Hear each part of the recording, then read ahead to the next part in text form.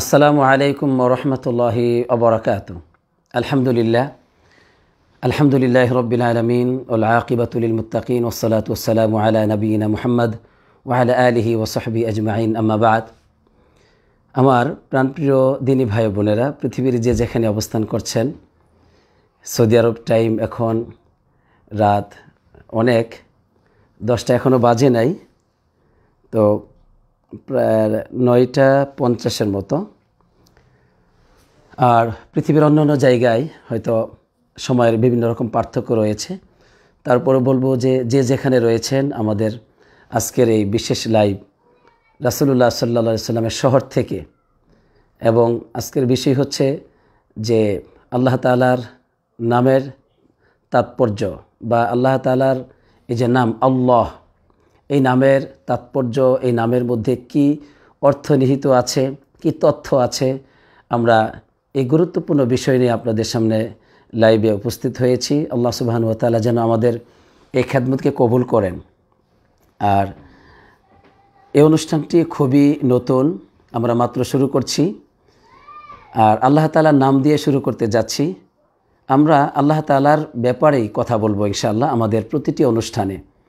আল্লাহ তাআলার বিভিন্ন নাম নিয়ে আমরা ব্যাখ্যা করব, আমরা এর মধ্যে কি অর্থ আছে, কি তথ্য আছে, এই নামের সম্পর্ক আমাদের জীবনের সাথে কতটুকু, কিভাবে সেই সম্পর্ক আমরা কতটুকু গ্রহণ করেছি, কতটুকু সেটাকে ধারণ করেছি, এইসব বিষয়গুলো নিয়ে কথা বলবো ইনশাআল্লাহ। তবে একথা সত্য যে আল্লাহ তাআলা সম্পর্কে যখন আমরা খুব বেশি জানতে পারবো, তখনই আল্লাহ তাআলাকে মানতে পারবো।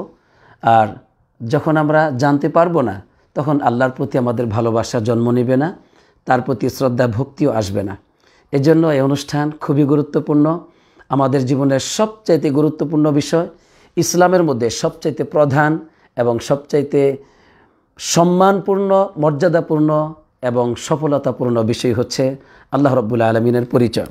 তো প্রিয় ভাই বোনেরা, চলুন আজকে আমরা জানব যে আল্লাহ শব্দটি, এর অর্থ কী এবং এর মধ্যে কি তথ্য রয়েছে। ইনশাআল্লাহ আল্লাহ তাআলা যেন আমাদের অনুষ্ঠানকে কবুল করেন, আমরা যেন ভাগ্যবান হতে পারি, আল্লাহ তাআলাকে জেনে বুঝে আমরা ধন্য হতে পারি, সেই তৌফিক আল্লাহ তাআলা আমাদেরকে দান করুক, আমিন। আল্লাহ সুবহানাহু ওয়া তাআলা এই নামটি মূলত এমন নাম যে কোরআনুল কারিমে আল্লাহ তাআলার 3টি নাম রয়েছে খুবই গুরুত্বপূর্ণ। যেই 3টি নামের দিকে আল্লাহ তাআলার ব্যাপারে যত গুণ রয়েছে, সকল গুণবাচক নামগুলো এই 3টি নামের দিকে ফিরে যায়। একটি হচ্ছে আল্লাহ, অপরটি হচ্ছে রব, আর 3 নম্বর হচ্ছে আর রহমান। এই যে 3টি নাম আল্লাহ, রব এবং আর রহমান, এই 3টি নামের দিকে মূলত কোরআনুল কারিমে আরও যত নাম রয়েছে আল্লাহ সুবহানাহু ওয়া তাআলার গুণবাচক নাম, সবগুলি নাম এই 3টি নামের দিকে ফিরে যায় আলহামদুলিল্লাহ। অর্থাৎ সকল নামই এই 3টি নামের অর্থ বহন করে থাকে আলহামদুলিল্লাহ। আমার প্রাণপ্রিয় দিনী ভাই বোনেরা, আপনারা জানেন যে কোরআনুল কারিমে আল্লাহ সুবহানাহু ওয়া তাআলা এই নামটি বহুবার এসেছে, বহু জায়গায় এসেছে। এজন্য এটা হচ্ছে আল্লাহ তাআলার একটা নাম। এক তো আল্লাহ তাআলা নাম, আবার এটাও একটা নাম, নামের উপরই এটা নির্দেশ করে। তবে এটা হচ্ছে আল্লাহ তাআলার জাতি নাম, লফজুল জালালা, সম্মানিত একটি শব্দ, সম্মানিত নাম। তো এই নামের অর্থটা কি আসলেই, এই নামটা কি বোঝানো হয় আমরা এটা বলবো। তবে এই কথাটি বলার আগে এই নামের কিছু তাৎপর্য আমরা বলতে চাই আপনাদের সামনে। যে কোরআনুল কারিমে যত নাম আছে, সব নামই আল্লাহ তাআলার এই নামের পরিচয় বহন করে। যেমন আল্লাহু সামিউন বাসির, আল্লাহ তাআলা শুনেন এবং দেখেন। আল্লাহু গফুরুর রহিম, আল্লাহ তাআলা গফুর, ক্ষমাশীল, রহিম, অতি দয়ালু। আল্লাহ সুবহানাহু ওয়া তাআলা তিনি হচ্ছেন খালিকু কুল্লি শাই, সকল কিছুর সৃষ্টিকারী। কাকে বোঝানো হচ্ছে? আল্লাহ সুবহানাহু ওয়া তাআলাকে। এভাবে করে গোটা কোরআনে আমরা যত নাম পাবো, সব নামই দেখব যে আল্লাহ তাআলার দিকেই নির্দেশ করছে, তাকে বোঝানো হচ্ছে। তাহলে এই আল্লাহ শব্দটির গুরুত্ব কত রয়েছে। এই জন্য উলামায়ে কেরামগণ বলেন, এটা এই আল্লাহ শব্দ, এই নামটি, এটা হচ্ছে আল ইসমুল আযম, এটাই তো হচ্ছে ইসমুল আযম, কারণ এর মধ্যে সমস্ত নাম নিহিত রয়েছে। সুবহানাল্লাহ। যেমন আমরা যদি কোরআনুল কারিমের সূরাতুল হাশরের শেষ আয়াতগুলোর দিকে যদি ফিরে যায় তাহলে দেখতে পাবো যেখানে আল্লাহ সুবহানাহু ওয়া তাআলা তার পরিচয় দিচ্ছেন যে হুয়াল্লাহুল্লাযী, হুয়াল্লাহ শুরু করছেন, হুয়া তিনি, আল্লাহ, আল্লাহকে হুয়াল্লাহুল্লাযী লা ইলাহা ইল্লাহু, তিনি তো এই সত্তা যিনি ব্যতীত আর সত্য কোনো ইলাহ নেই। আলিমুল গায়বি ওয়াশ শাহাদা, তিনি দৃশ্যমান এবং অদৃশ্যমান, দৃশ্য অদৃশ্য সকল কিছু সম্পর্কে তিনি আলিম, জ্ঞানী। এবং তিনি হচ্ছেন হুয়ার রহমানুর রহিম, অতীব দয়ালু করুণাময়। আবার আল্লাহ তাআলা বলছেন হুয়াল্লাহুল্লাযী, আল্লাহ তাআলা ওই সত্তা, আল্লাযী লা ইলাহা ইল্লাহু, তিনি ছাড়া আর কোনো সত্য ইলাহ নেই। আল মালিক, তিনি হচ্ছেন অধিপতি। আল কুদ্দুস, তিনি হচ্ছেন পূত পবিত্র। আসসালাম, তিনি হচ্ছেন শান্তি। আল মুমিন, তিনি হচ্ছেন নিরাপত্তা বিধায়ক। আল মুহাইমিন, তিনি হচ্ছেন রক্ষক। আল আজিজ, মহাপরাক্রমশালী। আল জব্বার, তিনি অত্যন্ত প্রবল। এই যে তিনি হচ্ছেন আল মুতাকাব্বির, আল মুতাকাব্বির, অতীব মহিমান্বিত। এই যে দেখেন আল্লাহ তাআলা আল্লাহ নামের এতগুলো পরিচয় দিচ্ছেন, তাহলে এই নামটির গুরুত্ব কতটুকু হতে পারে? সুবহানাল্লাহ। এই নামের গুরুত্ব হচ্ছে অপরিসীম। তাই ইমাম ইবনুল কাইয়িম রাহমাতুল্লাহ আলাইহি কি চমৎকার করেই না বলেছেন আল্লাহ তাআলার এই নামের ব্যাপারে, যে আল্লাহ তাআলা এটা এমন একটি নাম যে অল্প কোনো বস্তুর মধ্যে এই নামটি স্মরণ করলে সেই বস্তুতে বরকত বৃদ্ধি পেয়ে যায়। ভয়ভীতির সময় আল্লাহ তাআলার এই নামটি স্মরণ করলে ভয় দূরীভূত হয়ে যায়। বিপদের সময় এই নাম স্মরণ করলে বিপদ দূরীভূত হয়ে যায়। যখন মানুষ বিষণ্ণতায় থাকে, দুশ্চিন্তাগ্রস্ত থাকে, সেই কঠিন মুহূর্তে যদি মানুষ এই আল্লাহ তাআলার নামকে স্মরণ করে, তখন তার বিষণ্ণতা, দুশ্চিন্তা সব দূরীভূত হয়ে হৃদয়ে প্রশান্তি নাজিল হয়। আলহামদুলিল্লাহ। একটা মানুষ যখন সংকীর্ণতার মধ্যে জীবনযাপন করে, অর্থাৎ জীবনের সকল দরজাগুলো তার যেন বন্ধ হয়ে গেছে, এরকম কঠিন একটি খুব দৈয়ক, মানে খুবই একটি সংকীর্ণ অবস্থায় যখন মানুষ চলে আসে, ঠিক ওই সময় আল্লাহ তাআলাকে স্মরণ করলে তার জীবনটাকে আল্লাহ তাআলা প্রশস্ত করে দেন। সুবহানাল্লাহ। কোনো দুর্বল মানুষ আল্লাহকে স্মরণ করলে সে শক্তিশালী হয়ে যায়। কোনো অপদস্থ, অপমানিত, লাঞ্ছিত, হেয় প্রতিপন্ন মানুষ আল্লাহ তাআলাকে স্মরণ করলে তার ইজ্জত আল্লাহ তাআলা বাড়িয়ে দেন। কোনো ফকির আল্লাহকে স্মরণ করলে আল্লাহ তাআলা ধনাঢ্য করে দেন। কোনো একাকিত্ব বিরাজমান, একাকিত্ব অনুভব করছে এমন ব্যক্তি যদি আল্লাহ তাআলাকে স্মরণ করে, তার একাকিত্ব দূর করে দিয়ে আল্লাহ তাআলা হৃদয়ে প্রশান্তি নাজিল করেন। সুবহানাল্লাহ। কোনো পরাজিত ব্যক্তি যদি আল্লাহ তাআলাকে স্মরণ করে, তাহলে আল্লাহ তাআলা তাকে বিজয়ী দান করেন। সুবহানাল্লাহ। এভাবে করে তিনি লম্বা প্রশংসা করেছেন আল্লাহ তাআলার। তাহলে এই আল্লাহ তাআলার নামের এই তাৎপর্য কি পরিমাণ গুরুত্বপূর্ণ হতে পারে। আল্লাহু আকবার। দেখেন এই যে আল্লাহ তাআলা যে নামটি, এই নামটি দেখেন প্রতিটি জায়গায়, প্রতিটি দোয়ার মধ্যে আছে, প্রত্যেকটি জিকিরের মধ্যে আছে। আপনি আজান দিবেন আল্লাহু আকবার, সেখানে আল্লাহু আকবার, আল্লাহ সবচাইতে বড়। আপনি জিকির করবেন সুবহানাল্লাহ, আলহামদুলিল্লাহ, ওয়ালা ইলাহা ইল্লাল্লাহ, আল্লাহু আকবার, সবগুলিতে কি আছে? আল্লাহ তাআলার এই নামটি রয়েছে। সুবহানাল্লাহ, আমি আল্লাহর পবিত্রতা ঘোষণা করছি। আলহামদুলিল্লাহ, আমি আল্লাহর প্রশংসা করছি। আমি আল্লাহু আকবার, আল্লাহ তাআলা সবচাইতে বড়। লা ইলাহা ইল্লাল্লাহ, আল্লাহ ছাড়া সত্য কোনো ইলাহা নেই, সত্য কোনো মাবুদ নেই। এভাবে করে এই নামটির জিকির আমরা প্রতিটি জায়গায় করছি। আপনি ঘর থেকে বের হবেন, বিসমিল্লাহি তাওয়াক্কালতু, বিসমিল্লাহি, আল্লাহর নামে শুরু করছি, আল্লাহর উপর ভরসা করছি। ঘরে প্রবেশ করবেন, বিসমিল্লাহি ওয়ালাজিনা বিসমিল্লাহি খরাজিনা। দেখেন এখানে আপনাকে আল্লাহর নামই স্মরণ করতে হচ্ছে। বাথরুমে যাবেন, কি বলবেন? আল্লাহুম্মা ইন্নী আউযু বিকা, আল্লাহুম্মা ইন্নী, এখানে আল্লাহ তাআলার নাম আপনি স্মরণ করছেন। তো এভাবে করে মসজিদে প্রবেশ করবেন, বের হবেন, খাবার শুরু করবেন, খাবার শেষ করবেন, কথা একটি, আল্লাহ রাব্বুল আলামিনের নামকে আপনি স্মরণ করছেন। আল্লাহু আকবার। কিভাবে আল্লাহ তাআলা তার এই নামটাকে এত গুরুত্ব দিয়েছেন। প্রিয় বন্ধুগণ, এবার আমরা এই নামটার ব্যাপারে জানতে চাই যে এই নাম যদি আমরা স্মরণ করি সবসময়, তাহলে কি হবে? আল্লাহ তাআলা বলছেন উযকুরুল্লাহ কাসীরা, তোমরা আল্লাহ তাআলাকে খুব বেশি করে স্মরণ করো, লাআল্লাকুম তুফলিহুন, তাহলে তোমরা সফলকামী হতে পারবে। তাহলে দেখুন আমাদের জীবনে যত ব্যর্থতা, আসলে সত্যিকার অর্থে এই যে যত মানুষ আমরা আমাদের জীবনের ক্ষেত্রে বলি, আমি মানে দুঃখময় জীবনযাপন করছি, আমার জীবনের এই ক্ষতি হচ্ছে, আমার জীবনে আর মনে হয় কোনো দিন সকাল ফিরে আসবে না, অন্ধকার দূরীভূত হবে না। এই সকল কারণ কি জানি? সকল কারণ হচ্ছে ব্যর্থতা, দুঃখ, যন্ত্রণা, যত হতাশা, নিরাশা, সব কিছুই, অপমান, লাঞ্ছনা, সব কিছুর কারণ হচ্ছে আমরা আল্লাহ তাআলাকে ভুলে যাই, তাকে স্মরণ করি না। তার দুনিয়াতে থাকি, তার নিয়ামতগুলো ভোগ করি, উপভোগ করি, কিন্তু সেই মহান রবকে আমরা ভুলে যাই। এজন্য আমাদের জীবনে ব্যর্থতা চলে আসে। কিন্তু সেটাও কিন্তু আমাকে ধ্বংস করার জন্য নয়, বরং আল্লাহ তাআলা চান বিপদ যখন দেন তিনি বলছেন লাআল্লাহুম ইয়াতাদাররাউন, ওই বিপদগ্রস্ত হয়ে আশা করা যায় তারা আল্লাহর কাছে কাকুতি মিনতি করবে। কিন্তু আমরা এটা করি না, আমরা সেটাকে গুরুত্বই দেই না। এই জন্য আমাদের জীবনে দুঃখ অনেক সময় দূর হয় না। তাই আমরা আল্লাহ তাআলাকে খুব বেশি করে স্মরণ করব।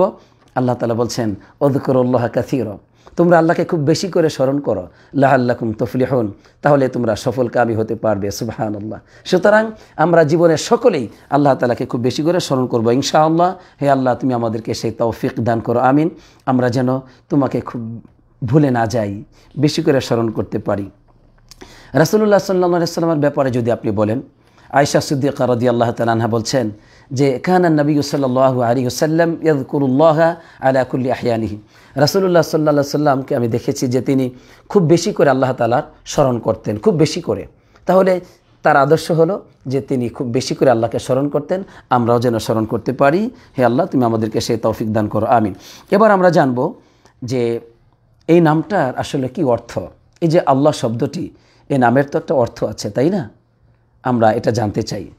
উলামায়ে কেরামগণ বলেন যে এই নামটা আসলেই কি বোঝানো হয়, যুল উলুহিয়া, অর্থাৎ আল্লাহ তাআলার যে একটা ক্ষমতা, একটা অধিকার, ইলাহ হওয়া, এই উলুহিয়াতের দিকে দালালত করে। অর্থাৎ তিনি হচ্ছেন ইলাহ, তিনি হচ্ছেন মাবুদ।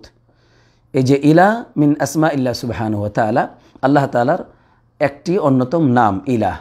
ওই আল্লাহ শব্দটার মধ্যে ইলাহ এই নামটি নিহিত রয়েছে।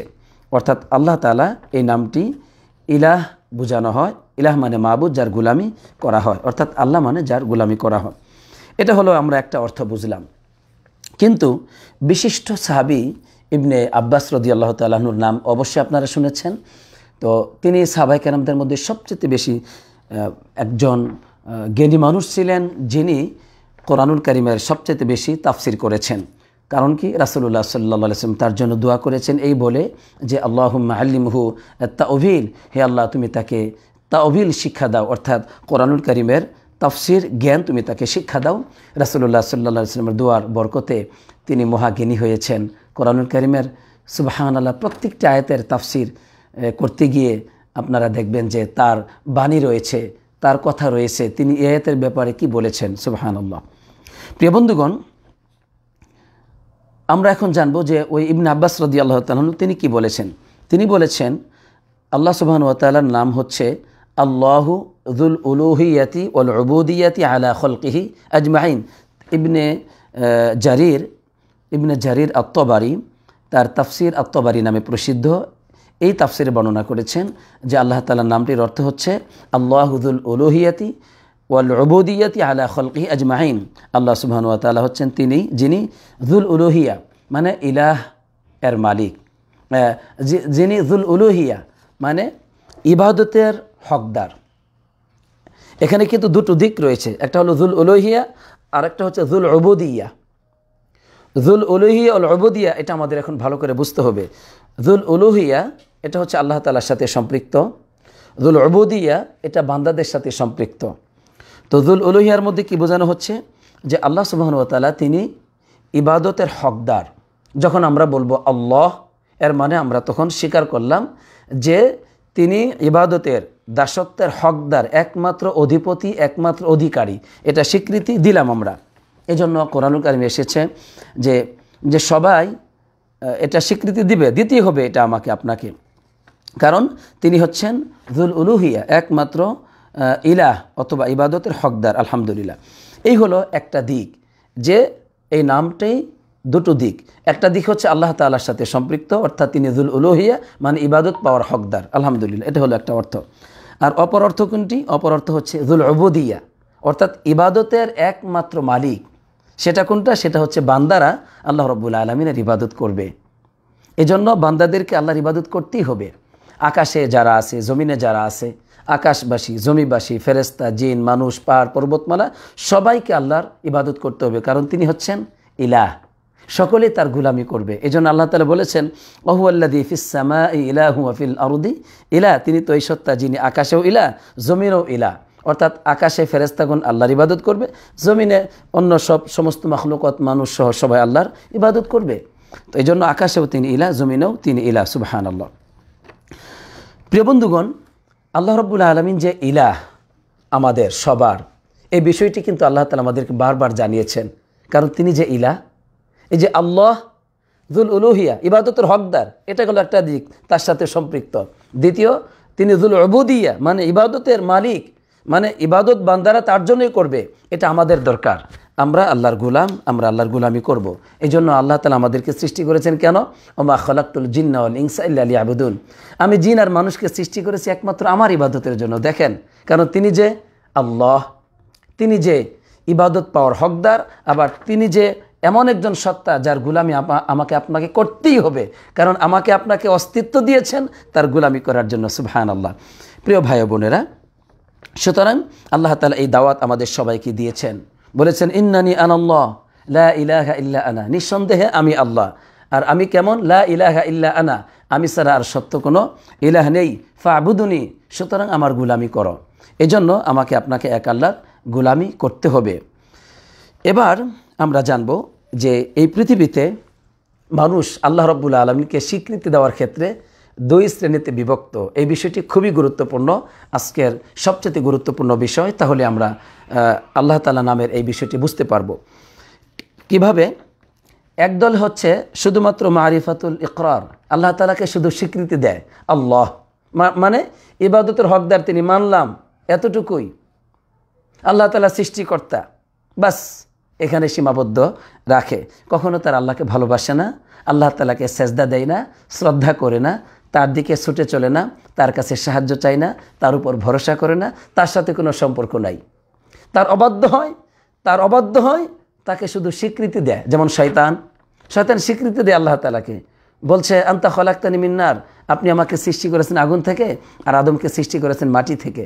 আল্লাহ তাআলাকে স্বীকৃতি দিচ্ছে, কিন্তু আল্লাহর হুকুম মানে না, আল্লাহর অবাধ্য হয়। এই জন্য শয়তান হচ্ছে ওয়া কানা মিনাল কাফিরিন, সে কাফেরদের অন্তর্ভুক্ত হয়ে গেছে, নাউজুবিল্লাহ।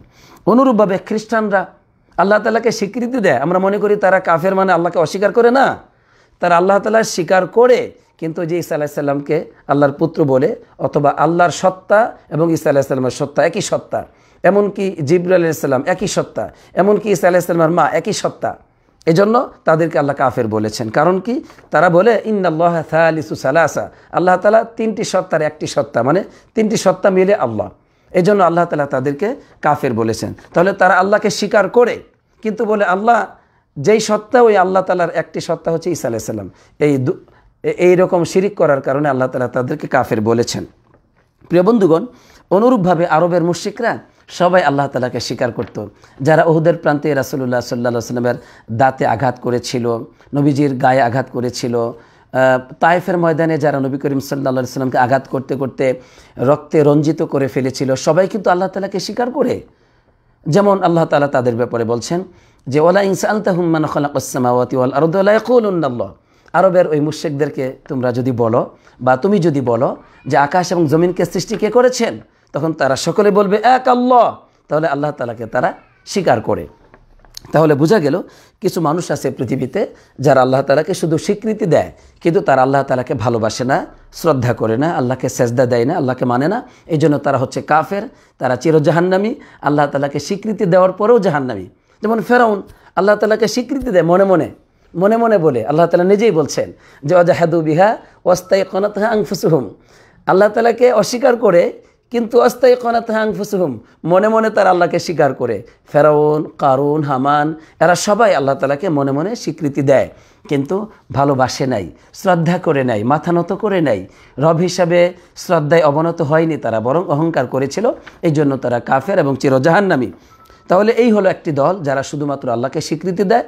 তাদের মধ্যে কাদেরকে পেলাম? পৃথিবীর সমস্ত কাফের মুশরিক, তারপরে আরবের মুশরিকরা, খ্রিস্টানরা, ইহুদিরা, এরপরে হিন্দুরা ভগবান বলে, আমাদের অঞ্চলগুলিতে হিন্দুরা ভগবান বলে। এভাবে পৃথিবীর সবাই শয়তান সহ আল্লাহকে স্বীকৃতি দেয়, কিন্তু তবুও তারা কাফের, চিরজাহান্নামী, আল্লাহর দুশমন। কারণ তারা স্বীকৃতি দেয় কিন্তু ইবাদত করে না, যেটা দ্বিতীয় শ্রেণীর মানুষের মধ্যে অন্তর্ভুক্ত হয়, সেটার মধ্যে তারা নাই।